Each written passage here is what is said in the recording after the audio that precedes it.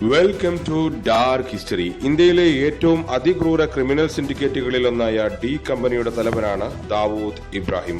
1955 മഹാരാഷ്ട്രയിലെ രത്നഗിരിയിൽ ജനിച്ച ഇദ്ദേഹം മുംബൈയിലെ അണ്ടർവേൾഡ് ക്രൈം ഗ്രൂപ്പുകളിൽ ഏർപ്പെട്ട് പ്രവർത്തിക്കുകയായിരുന്നു. ഇദ്ദേഹത്തിന്റെ പിതാവ് ഒരു പോലീസ് ഓഫീസറായിരുന്നു. 1993 സ്ഫോടന പരമ്പര 250-ലധികം ആളുകളുടെ മരണത്തിന് കാരണമാക്കിയ മുംബൈ സ്ഫോടന പരമ്പരയുടെ മുഖ്യ ആസൂത്രകനാണ് ദാവൂദ് ഇബ്രാഹിം.